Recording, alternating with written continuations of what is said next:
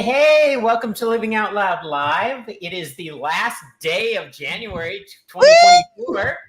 The longest 300 days of a month ever. Yes. Why is it January sucks like that? So I think it's because we're hungover and we're trying to do, resolutions. I don't think that shit works. Anyways, and an explicit rating achieved. So you're welcome, kids. Season 2, episode 3, an evening with Dustie Rayne tonight. That's our special guest. She's amazing. She just, we'll bring her on in a little bit. But first of all, welcome. I'm Vicki, newly remodeled, middle-aged transgender woman, lesbian of my wife of my gorgeous wife, Lisa, stepmom to 2 amazing men, and a woke rainbow mafia liberal feminist with only one true agenda: to end hate, spread love and light. With me, as always, because we don't do a show without each other, it just doesn't work, are my 2 amazing sisters. Both are strong ally activists in their own right. They are my closest family and dearest friends.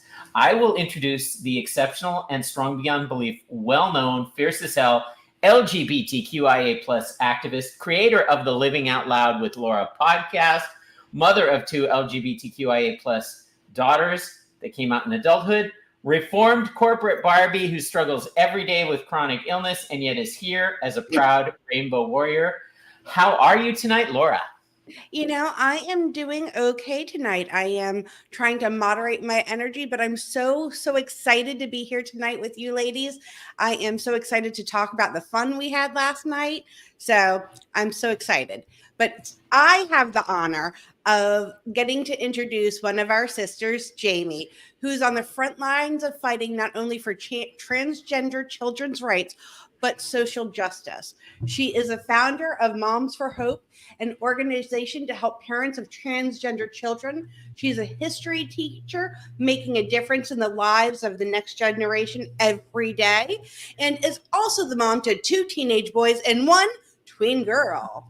And again, with every single thing that she has going on, which let me just tell you, she is juggling multiple plates every day, she is able to join us at our table and help change the world. Welcome, Jaime. Hey, ladies. How are ya? Good. I'm haven't seen you forever. Oh, I know. I feel like it's been a minute. Yeah, it's I'm here. I'm here like always. So right alongside the both of you. And we wouldn't have it any other way. Altogether, we are queens of the overshare, especially when they're trying to take our rights away. Fuck you, Florida DMV. Welcome to all of you joining us live or in replay. This is an opinion show. All of the opinions are our own, except for the fact that the DMV sucks ass. So you may hear some stuff you don't agree with. You can join the discourse in the comments, but we just block people who try to troll us. So be forewarned. We are explicit often, so parents, please monitor what your kids are viewing. Fair warning, we will forget about you out in the comments world, but we want you in the discussion.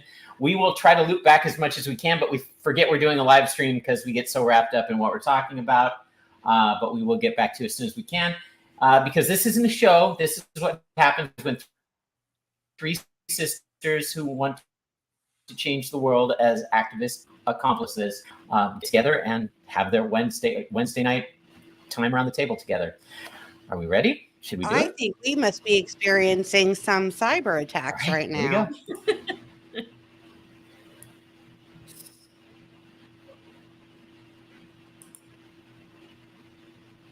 Something is locking up on us. Oh. Well, if we don't have the pretty noises, I can always really slow, really fast. Well, that was very quick.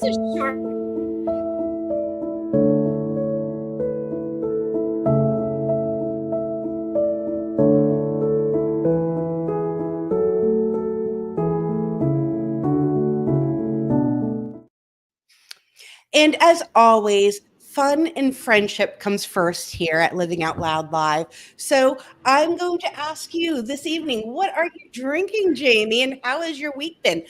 Spill us in on the good, the bad, and the indifferent.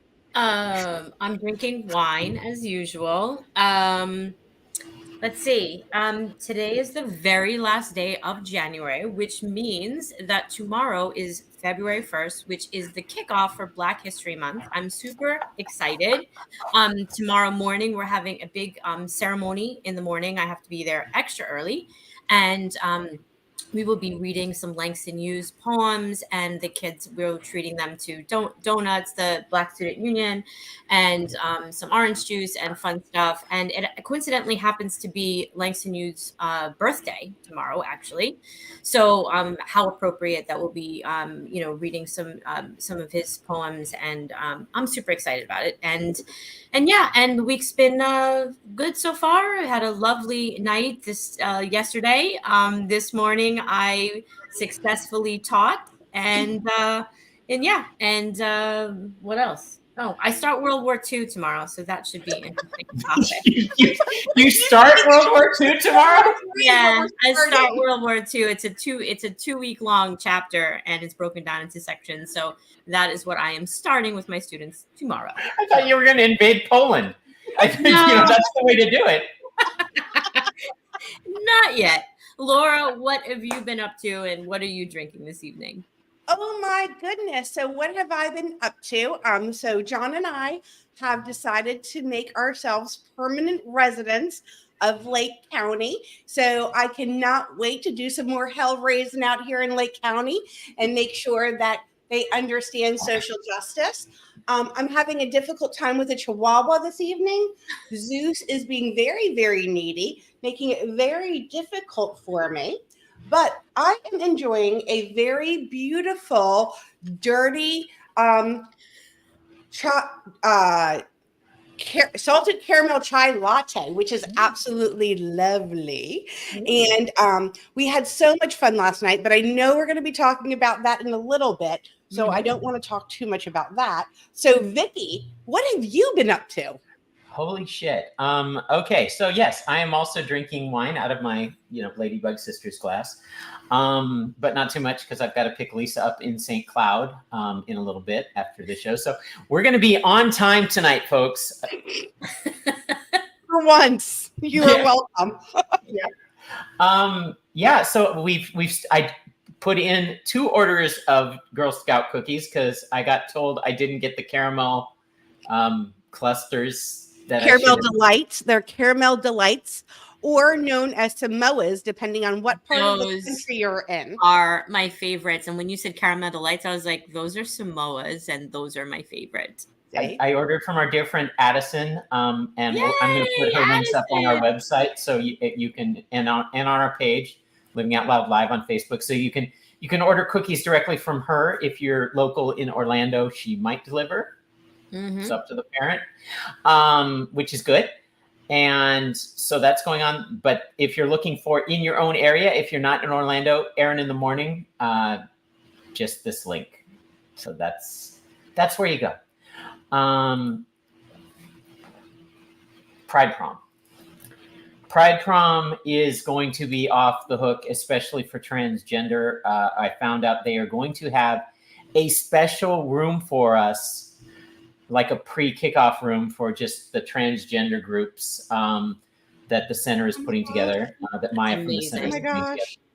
So, and I'm still, I know I got to make the decision soon. I'm still waffling between the VIP package and the non-VIP package. Whatever you choose, it's a discount until the end of March, which is really good. You can go for as low as $30 a person, which is a night out of dancing and having a great time.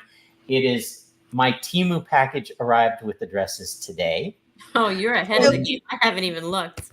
So last night we were talking back and forth trying to figure out if it was at where it was last year, but it's not. It is at a museum, but it is at the Museum of Natural History this year.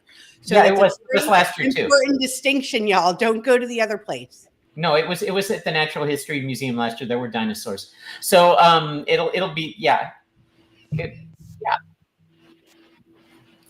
it's but they're going to have a second room for us. So the VIP, you get drink tickets, you get a private room to be in just for VIPs, and you get pictures. And it's the pictures that I think I'm most excited about with this stuff. So That's coming up. Definitely go to come out with Pride Orlando for that. But if you want tickets, it's Eventi, Pride Prom 2024.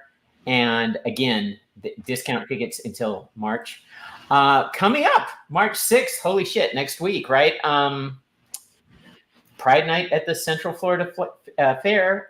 Lots of people going to this. They're going to have over 40 vendors. It's going to have a VIP area there with a private bar if you want access to that. There are going to be 2 drag shows at 8 and 10. And the first 150 guests are getting a special swag bag. We're going to be there.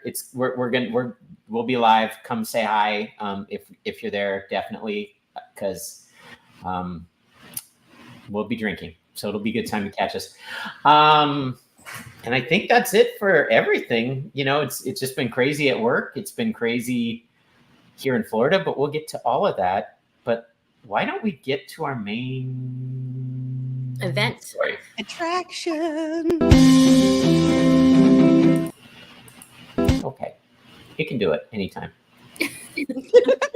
Everything's locked up tonight. I think I can. Holy shit! It's like taking 10 minutes to.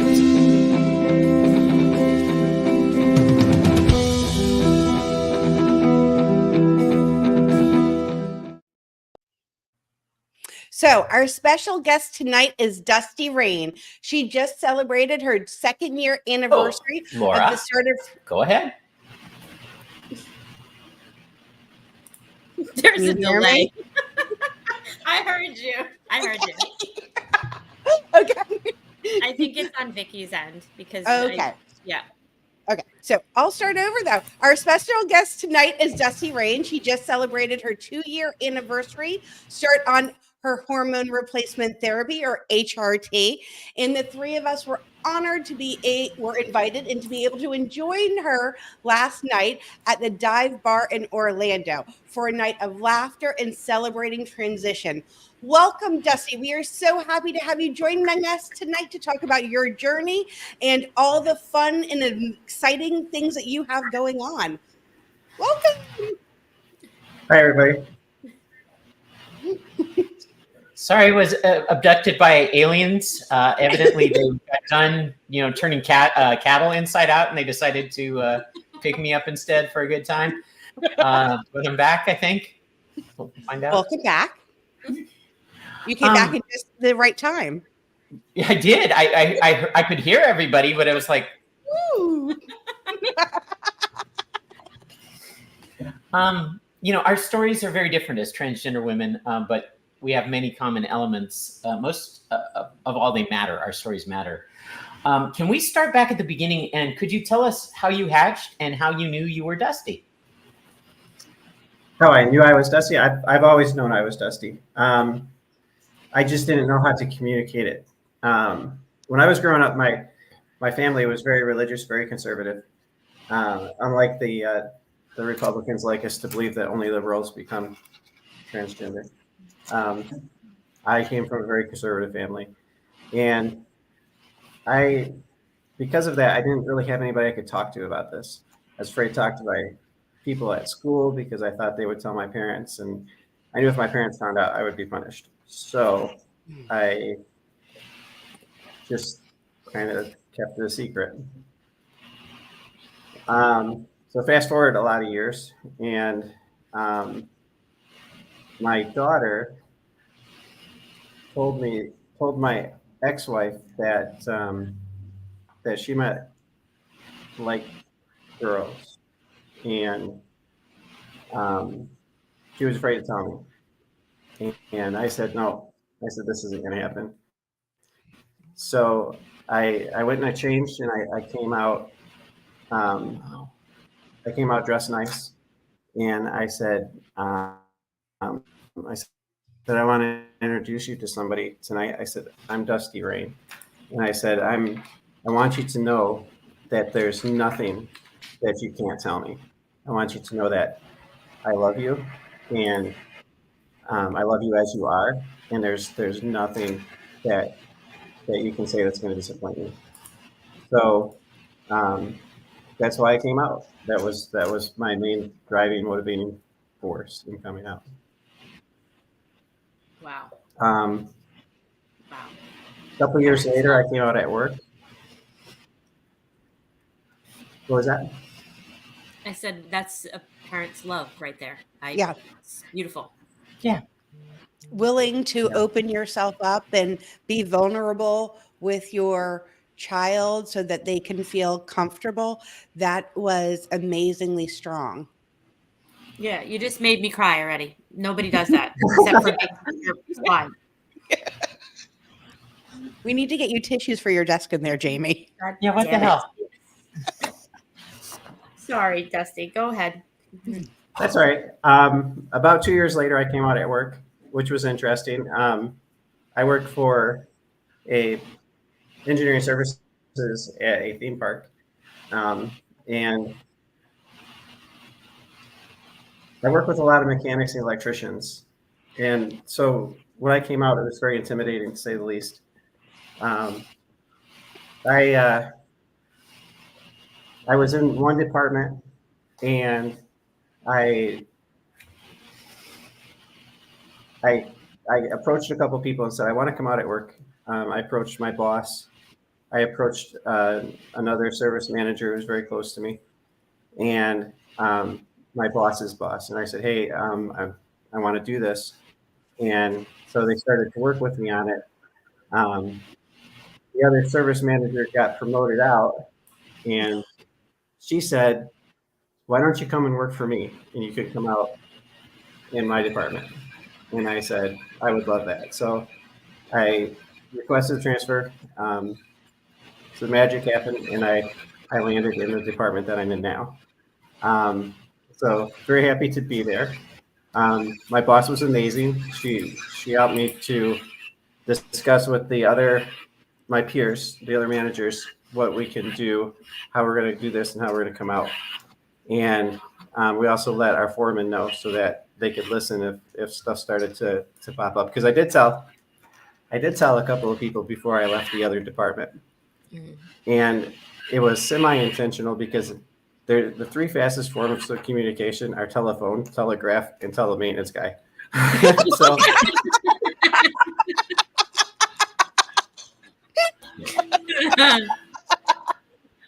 So I thought, you know, if I tell somebody now, they're going to spread the word, and I don't have to tell everybody. So that's what I did. I went to the other department, and when the foreman came and said, hey, we're starting to hear rumors about you, and some of them are pretty ugly, you should probably do something. And so I went down to our nightly turnovers. There were probably about 20 guys there. And I said, hey guys, let me see if I can do this with my manager mode here. I said, so guys, I heard that there's some rumors going on around me, and I would just like to say to you, so that you all know, you don't have to defend me because most of the rumors are true. I am transgender. And for a couple of seconds, you could have heard a pin drop in the room. But it opened up a conversation that night. People asked questions, and it went really well. It went much better than I expected. There were some people in the department who were intimidated at first. I think that some of the people who said that I don't understand this and I don't want to have anything to do with this anymore are now kind of, if not supporters, they're very much open to what I have to say, and they're open to me as a person. So that's been marvelous. And I think that's, in a nutshell, very short, what my story is. There's a lot more to it, of course. I spent a lot of years trying to fight who I was. It was like 40 something years, but we won't get into that part. Well, I do understand that most children know very, very early on. And my conversations with older transgender women. Almost every single one of them has told me that they knew at a very, very young age. Same. Yes, I did. I didn't know because I didn't didn't have know the words. You might not have had the words. I totally get that, because that was exactly like me. I knew kind of what I was, who I was, but didn't understand what that meant, what the ramifications were, how to express that, what, it's, and that's very common. It's something that, and I talk all the time about how, they tried to man me up, right? So I felt like I was a little girl. I felt like I was a little girl, but in church and in Sunday school, my parents would always say that was a bad thing, that people don't do that. And then as I got older, I started to understand that what I was an abomination. Yeah.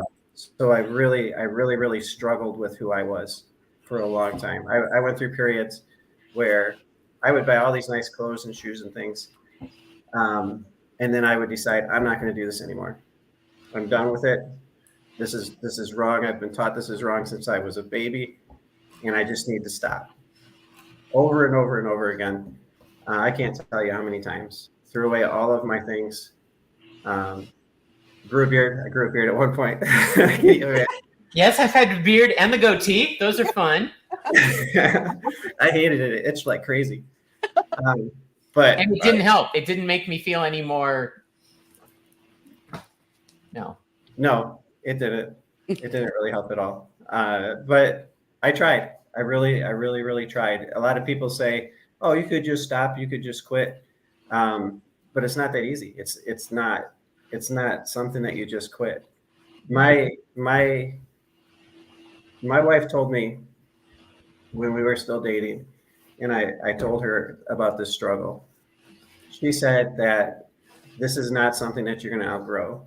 This is something that's going to be with you your whole life. And I said, well, I give it up. I'm not doing this anymore. This is I'm a guy, and I'm going to stay a guy, and that's final. And so yeah, that's kind of where we went. That's kind of, and then, of course, it didn't stay. It eventually crept back in. It destroyed that relationship, I feel. I know that it's not, I know she didn't leave me because I'm trans. I did a lot of stupid things. But if I hadn't been fighting who I was, if I was the person I am now, then, well, she wouldn't have dated me because she's straight. But I think that our relationship would have been different. I think that if I would have been able to accept who I was at an earlier time, I think that all of my relationships would have been different. I probably wouldn't have any ex-wives. But because I fought that for so long, it really kind of destroyed my relationships.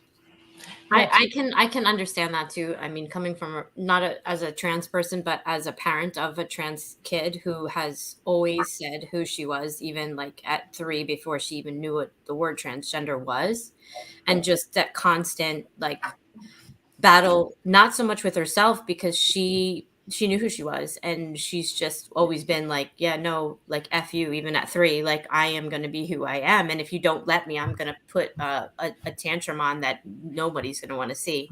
And so like I appreciate that, for me and Dennis, we didn't understand, but we saw for what it was and let her just be herself, because I feel like letting Dempsey be who she is and was even as a like 5-year-old and now being 12 is that we've let her have that journey, and she won't have to look back and go, well, what if my parents just let me be who I was? And you know what I mean? Like that regret that, I mean, I feel like so many people I talk to have, because they just weren't allowed to be themselves, and it's not fair. It's like almost your life is stolen, like your identity is stolen because you just can't live it authentically. Yeah, two very interesting things you brought up that I don't think we've really talked about before in the gender dysphoria world. The purging, you know, those of us that live in the closet trying to figure out what's what. You know, I can't tell you how many times I threw out all my makeup and my clothes and said, "No, this is it. Because you don't dress up because you're trying to do anything other than just stop. It's like trying to stop a rash for 5 minutes so you can get some relief. Right? It's almost like cutting. Yes, it releases the pain, so to speak. It is, and it that works for a while. Therapy helps a little bit, but it's always no matter. They say, "Oh, well, they can just stop." It's just no, it's not. It's not a stop. It's not a mental disorder that we can get rid of through therapy. I've been through therapy, 3 years of trying to get rid of it through therapy. I've been through Pray It Away camp, 6 months of Pray It Away camp. It doesn't go away. It doesn't stop. And it just comes back harder and harder and harder until you have to deal with what you are and who you are, which is a very, tricky thing. And I have 2 ex-wives, so I understand also the whole concept of you do the best you can to live the life that everybody expects you to live. And, but I didn't hatch until much later on. I didn't realize that that's what it was. I knew that I had these tendencies. I knew that dressing for a little while, and no, it wasn't a sexual thing. All you perverts out there, it was okay, yeah, I'm okay. Yes, this kind of looks good on me. This kind of doesn't. It was that I knew what I always wanted to be and wished I would have been, but I didn't realize that at some point I needed to make that transition. So you were, and go ahead, Laura. I know you had a question. Sorry. No, I didn't have a question. I was going to say that my experience with Dustie is quite different because my daughter Ruth actually worked at the very magical place that Dustie works. And, one of the things that Legoland, yeah, where building is important. You're building on fun. Of course, and Jaws is there too to you. Legoland, Jaws. So you're not all that scared. You can kick that shark apart. It's not that bad. Shit. They also have a big aquarium with the fish in it, like the big black and white fish. Yeah. Yeah, that one. I'm pretty more sure roller coasters than fish anymore for some strange reason. I think they're rebranding anyway. Let's just face it. But I think, and I'm just going to assume, and I probably shouldn't assume because we all know that means you make an ass out of yourself. But I'm going to assume that Jaime probably has one of the greatest fears that I had when Ruth came out to me was how she was going to be taken in all those different environments. Mm-hmm. And when she started her journey, she was in a program that was like a 4-year program. And in the middle of COVID, while she was out, a lot of things changed. And that's when she decided to come out publicly at work and socially and all of that stuff. And I was so grateful because she had experiences in other departments that were not nearly as lovely. And when she ended up at the place that she did with Dustie, I have to say, as a mom, knowing that somebody else was going to understand and my child is still young. They're still a child. I mean, even though they're in their 20s, they're still young, but somebody that would be patient and understand what was going on, was invaluable to me. So I don't know if you knew, Dustie, just how much you being willing to be out and create that safe environment to start meant to me. You paving the way in that department was... gosh, so amazing for me. And I thank you for providing that safe space for my child. Yeah, Dusty, I wish I'd known you. I actually work for the same company. And even though we have, medieval times, or sorry, I said it. Even though, no, just joking. No, Buck Gardens doesn't want you to mention them. That's right. Damn it. Those horses, are constantly breaking down. We have to fix them all the time. Yeah.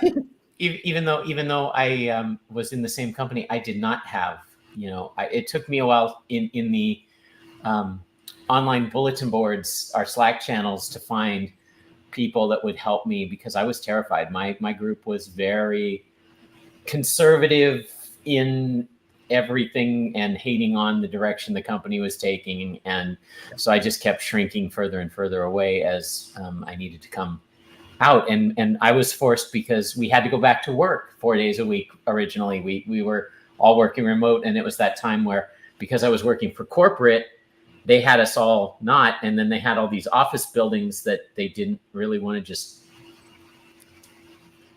have sitting there. So, but I wish I had known you. I wish we'd been able to connect, because there's a lot of us. It's hard to connect all of us up inside the company. It's very difficult. Right. And there's strength in numbers. There is strength in numbers. Yes. Your assumption was right, and I think I said it on the documentary. Dennis and I, our biggest fear was, or the hardest part for us, was not accepting Dempsey for who she is and that she is transgender. Our biggest fear is knowing that she's going to have a problem fitting in society for the entire rest of her life. And that's the fear. It's not that Dempsey's trans. That's not scary to me. It's just having to fit in with a society that is, as you know, in Florida, is trying to take away every right that you all have. So, yeah. Speaking of which, we were just at your 2-year medical transition anniversary. Dusty, can you tell us about deciding to start the physical journey?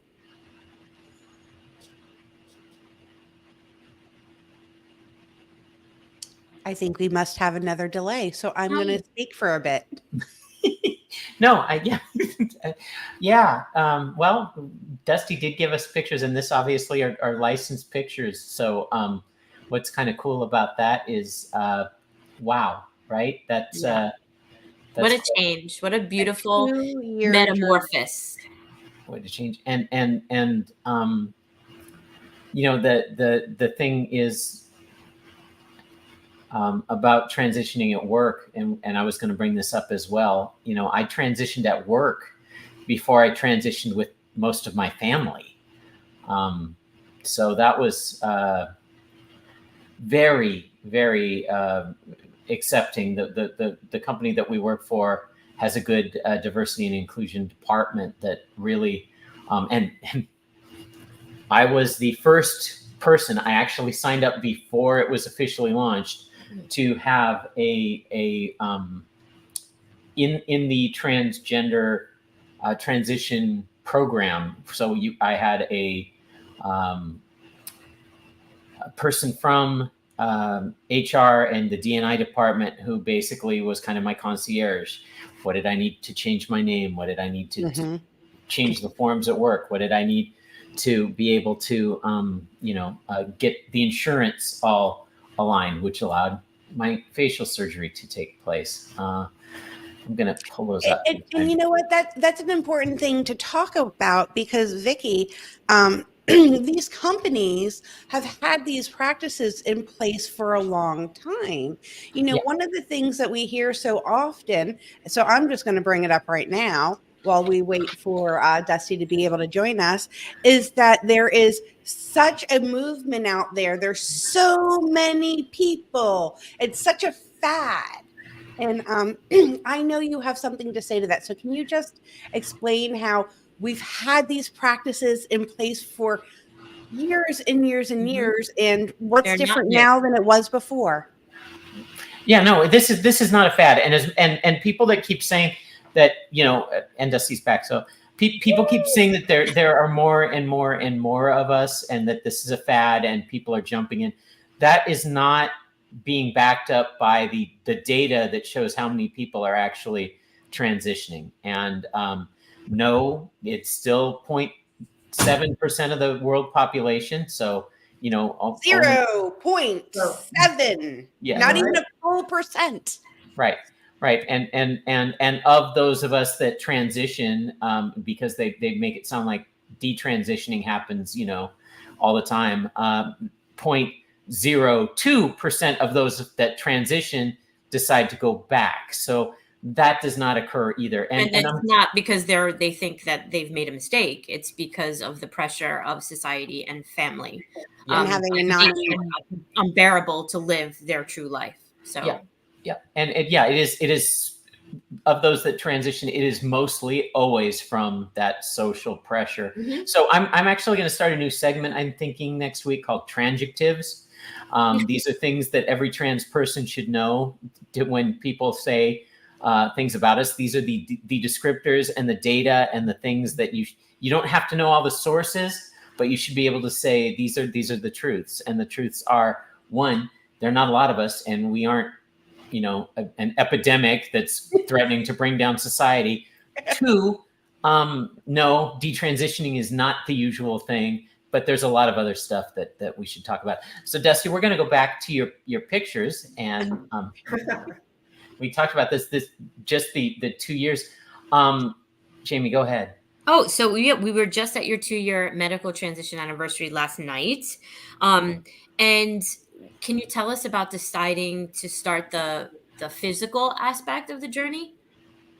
So shortly after I came out at work, I decided to do HRT. Again, this is something that I fought a very long time.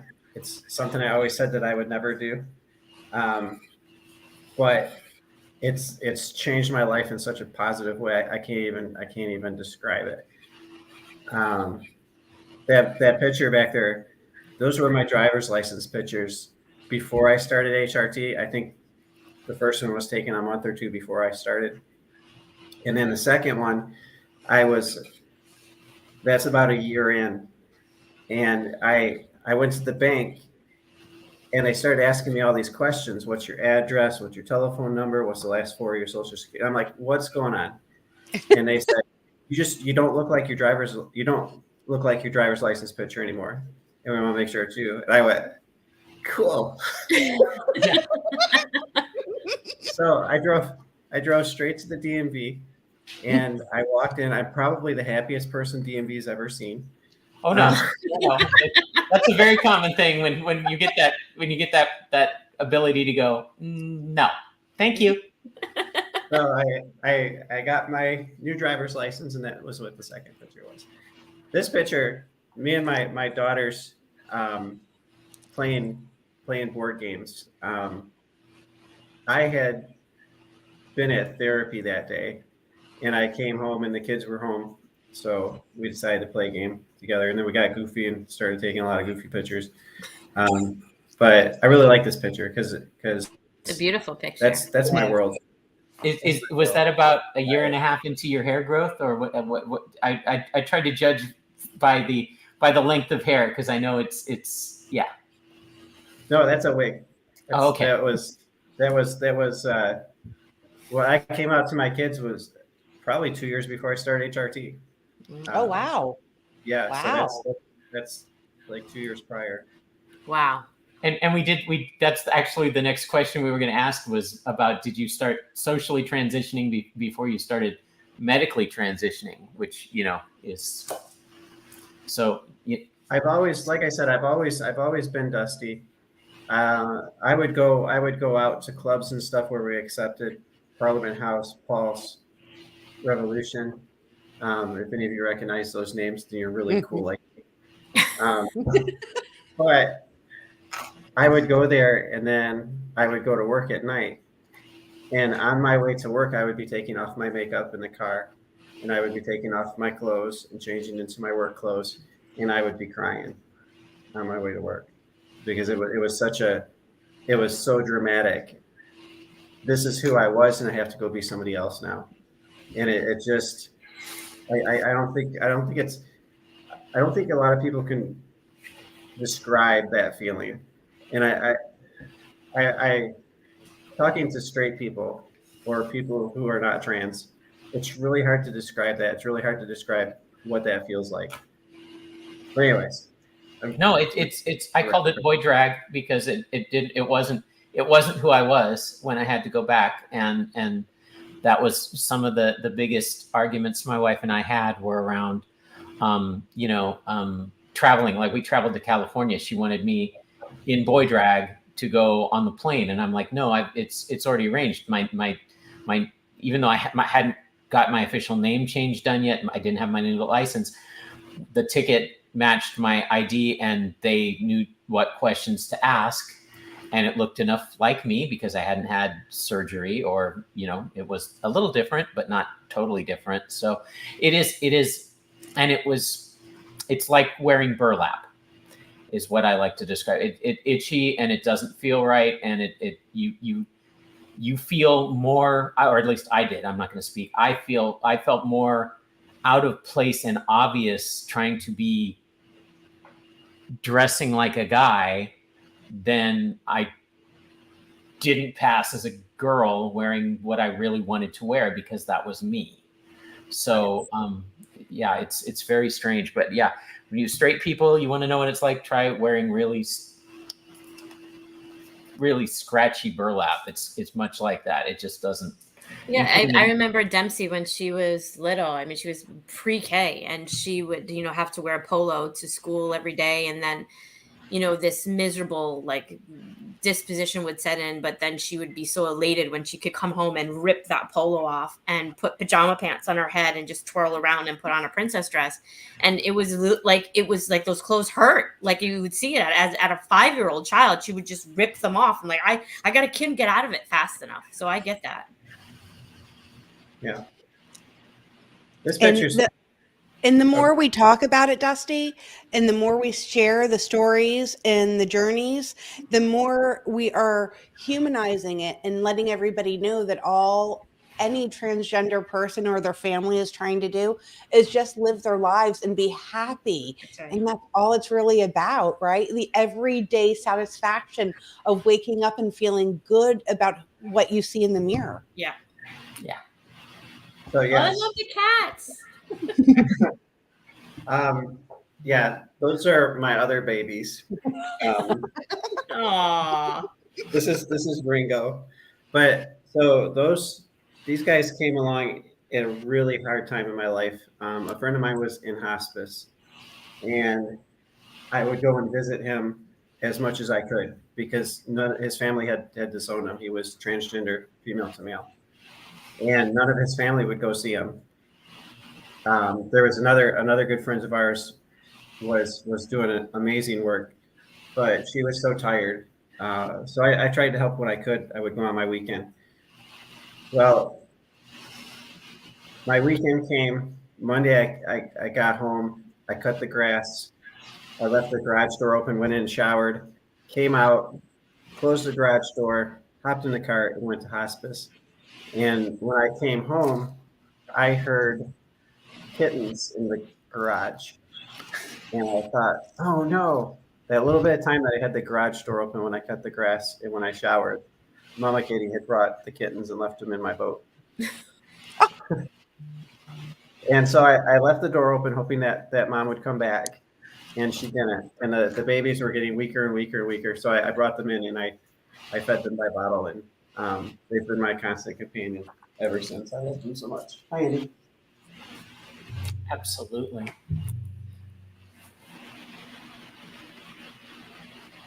That's just a friend of mine had a Christmas party at his HOA. He was the HOA. He works with the HOA, and asked me if I wanted to go with him. And so I went, and that was that night. Yeah, it was intimidating walking into a room full of straight people. But it was a really, really great night. A lot of some people looked at me kind of funny, but for the most part, people were really polite. Some people asked questions, which I love. I love it when they're like, "Oh, I don't want to offend you." I'm like, "No, ask." Because I can tell you, the more I can tell people and the more I can answer questions and stuff, the less intimidating I think we become.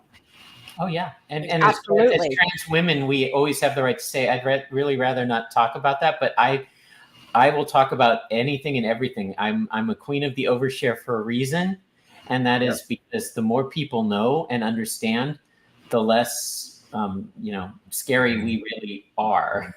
Yeah, it takes the fear out of it, because when we're living in the closet, we're phantoms, we're ghosts, and ghosts are scary things to people. When we come out and we start to talk to people, we start interacting with people on a normal level, and we start to go to their parties, and we start to go to the grocery store or whatever, and the more they see us in public and the more they see us around, the more they realize that we're not these monsters. And that I think is gonna change more than we can ever change with the picket sign. But picketing is important too. Don't get me wrong. I'm not saying it's not. Of course not. And I know you've done your social transitioning and medically transitioning. And when you were coming out, did this help spark anything to make you want to do anything better for other people? And has it changed your journey at all and what you see for your future? Yes, so when I came out at work, one of the driving forces was I knew there were other people at work who were like me, and I wanted them to be comfortable to be themselves. I wanted them to feel the same freedom that I felt. I've been starting to get involved with politics recently. I walked in Martin Luther King parade with Representative Escamani. She's fantastic. She's always fighting for us and looking out for us, and just an amazing person. When we were in the parades, everybody else had cars, and I'm like, "Do you want me to go get my Mustang? You can ride my Mustang. It's a convertible." And she was like, "Nope, I want to walk." And that way I can be close to people. I can shake their hands. I can talk to them. I can hand out candy to the kids. And it made me think, wow, that's really great, And then another thing is, one of her staff told me that she always walks in heels, and sure enough, she walked the whole parade in heels, and it's because she feels like she looks more professional that way.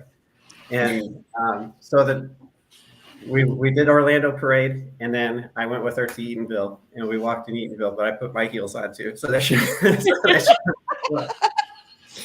Can you tell us what motivates you to be on the front lines? Yes, like I said before, the more visible we are, not in your face visible, but the more visible we are doing normal things that everybody else does, the more that people are going to be used to seeing us, and the less intimidating we become. We become more. We just become more part of the crowd at that point. But just living your life. Yeah. Yes. Well, and I've got to say, when it comes to showing up at school board meetings or at the state capitol, I want to be a little intimidating. I'm sorry, I want to be there in force and saying, no, you're not going to ignore us and treat us like we're not people. So I want to at least be intimidating enough that they realize that we're not just going to quietly fade away. I think that there is a time and a place for that, but I think sometimes we overdo it. We're so intimidating, we're so overbearing that by the time we leave, the person we're talking to is like, I don't know if I want to. Like I've seen people just come down hard on these people's making the laws and stuff like that. The problem is that the people who are around them watching, if they were on the fence, we just pushed them over the fence. We just pushed them off the fence, and now they're going to the other side. Yeah, that's a valid point. Yep. So I think that it's important that we remember to be respectful. We can still be firm and be respectful at the same time. But the Board of Medicine meetings, I probably shouldn't get into that. So being trans, I've already have like the whole conservative everybody out to get me. I don't need to tick off my own people. It's just we get up there and the doctors are trying to incorporate this law. There were doctors on the left side who were assholes, And then there were doctors on the right side who actually seemed like they were trying to make constructive work out of it.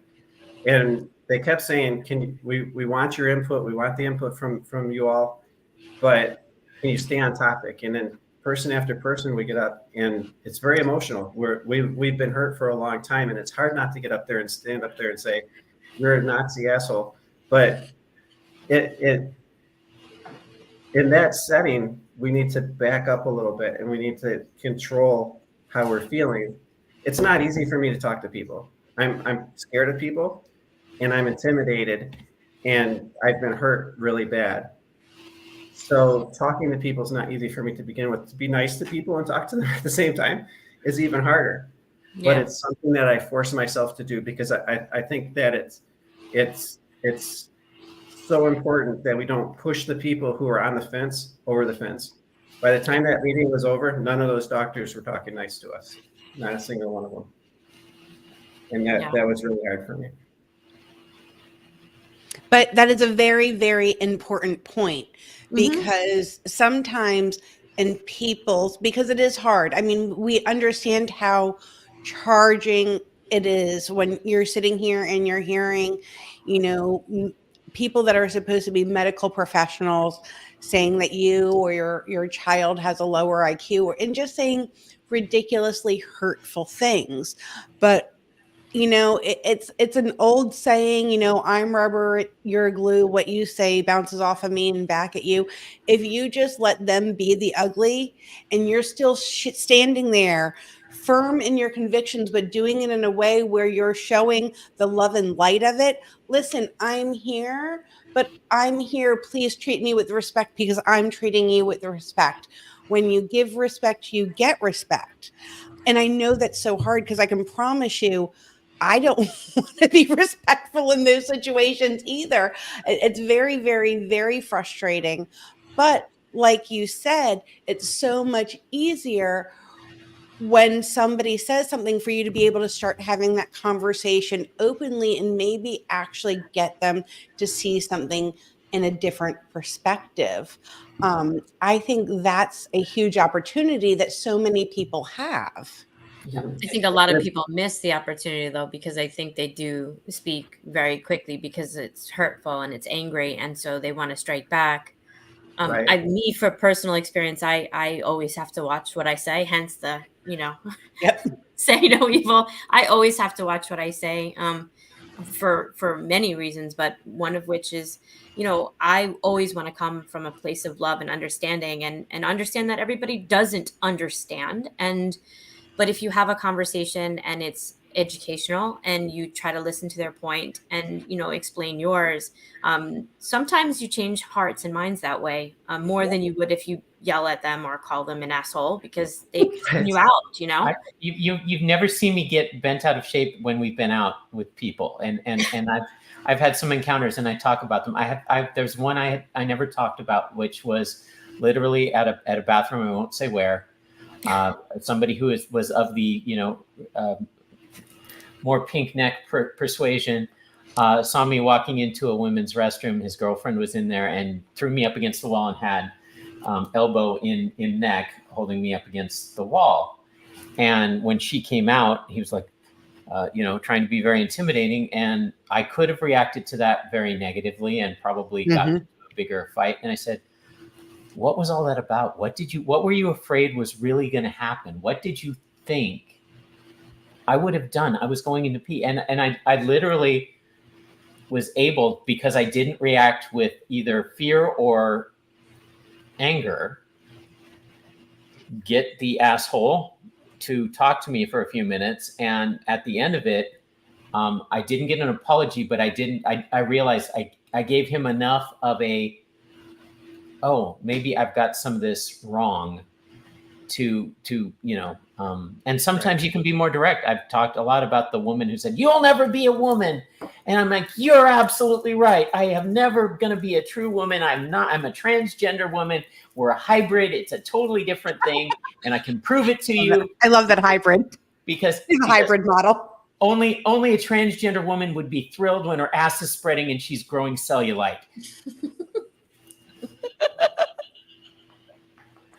So yeah, I mean, I use a combination of either statistics, just straight, or smartassery. Whatever sarcasm always works well. I love sarcasm. I always tell myself to take a moment because, we get trolled a lot. And so like we get these really shitty comments. And like my first reaction is like, oh, this asshole. And then I'm like, all right, take a breath, think about it. All right, how do we respond? And so I kind of try to take a moment and let go of the anger and let go of that part, because what that conveys isn't what I want it to convey. And it doesn't, it's not a teachable moment to people, Right. Absolutely. But it's not easy. It's not easy. No. I've been spending a lot of time in Tallahassee. I've been going to board meetings and such. And it's not easy because they purposely say things to trigger us. Yes. And somebody who's been beat up their entire life, it's really hard. I was beat up my entire life. It's hard not to go in guns blazing. Yeah. Because that's human nature. That's human response. Yeah. We're running out of time. I wish we had more time to talk. Oh no, we will definitely have you back if you're willing. We can always do a part 2. Yes. Yeah. Yes. We would love to have that. Absolutely. We do this every Wednesday. Yeah. I don't know why, but we still do it. So we're going to be right back with some final thoughts and goodbyes after this.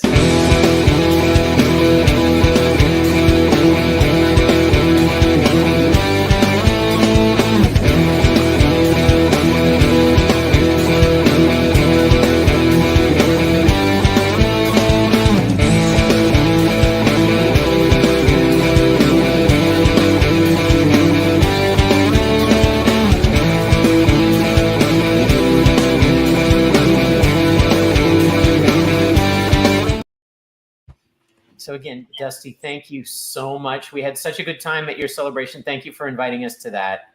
Thank you for sharing your incredible journey.